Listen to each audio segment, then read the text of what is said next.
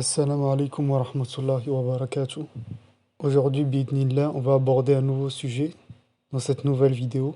On va parler du tawhid, l'unicité d'Allah, et on va décortiquer ensemble quelles sont les différentes catégories de tawhid qui existent pour, Inch'Allah, mieux connaître notre dîn et ainsi s'écarter de l'inverse du tawhid qui est le shirk. Donc le tawhid, faire l'unicité d'Allah, ça consiste à adorer Allah uniquement et sans lui donner d'associé. Donc dans tout ce qui va être l'obéissance, la soumission, l'espoir, la demande de secours, la demande de protection, l'amour et la crainte. C'est croire qu'il est unique par son être, par ses noms, ses attributs, unique par son royaume et par ses actes. Et donc Allah, personne ne lui ressemble, ni lui est égal ou équivalent. Et donc il va s'agir de l'unifier dans les trois catégories de tawhid.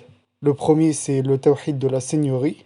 Le deuxième, tawhid de l'adoration. Et le troisième, le tawhid des noms et des attributs d'Allah. Et donc en arabe, tawhid al-rububiyya, tawhid al-uluhiyya et tawhid al-asma wa sifat. Et on va d'abord se pencher sur le premier, donc celui de la seigneurie.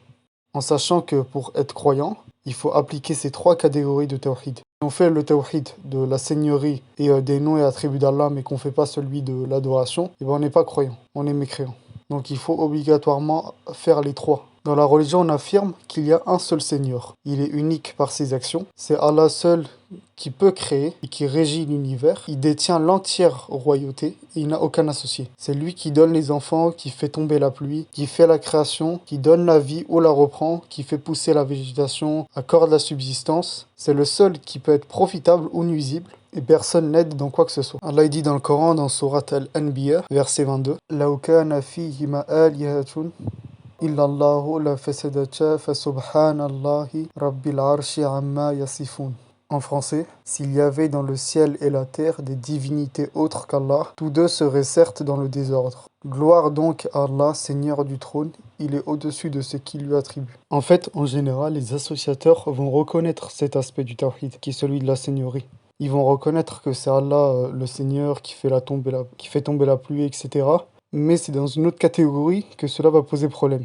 Allah dit dans le Coran, demande-leur qui vous attribue votre subsistance du ciel et de la terre, qui possède et accorde l'ouïe et la vue, qui fait sortir le vivant du mort et le mort du vivant, qui régit tout. Ils répondront, c'est Allah. Dit alors, ne le craindrez-vous donc pas? Surat Yunus, verset 31. Et donc en fait, le tawhid de la seigneurie implique le tawhid de l'adoration. Les associateurs au temps du prophète faisaient le tawhid de la seigneurie, mais c'est dans le tawhid de l'adoration qu'ils unifiaient par Allah.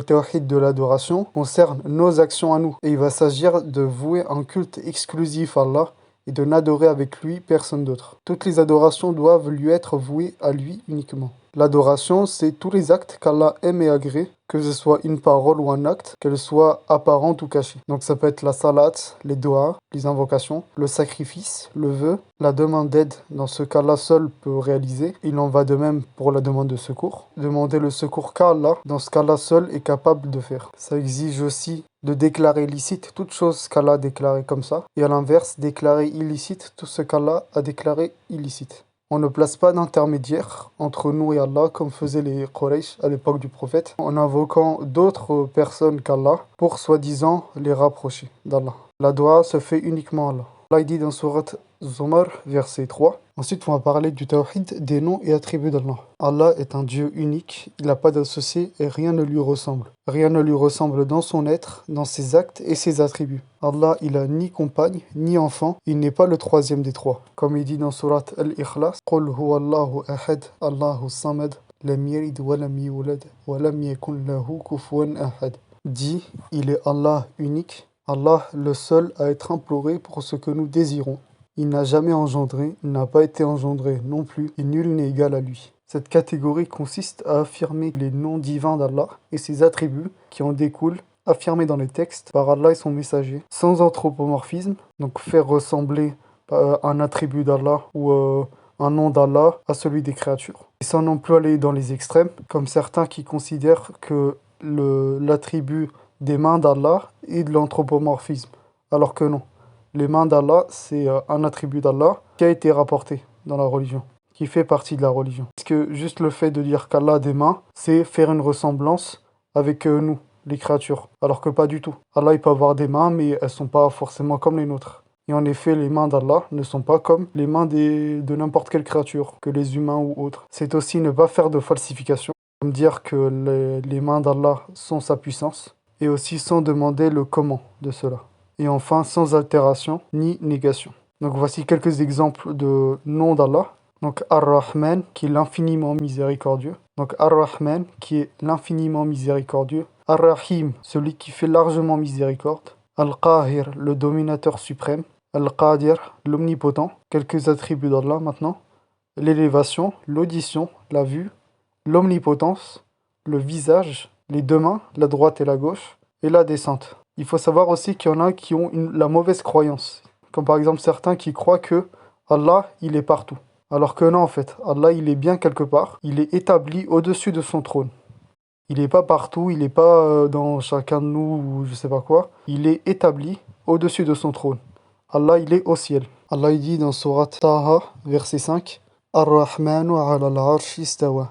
Le tout miséricordieux s'est établi, istawa, sur le trône. Donc la traduction en français. D'autres erreurs aussi qu'on peut retrouver, c'est ceux qui disent qu'Allah ne parle pas. Alors qu'il a bien parlé à Moussa, par exemple, son prophète, quand il lui a parlé à vive voix. Donc Allah, il parle et on l'entend. Par exemple, Moussa, il a bien entendu Allah.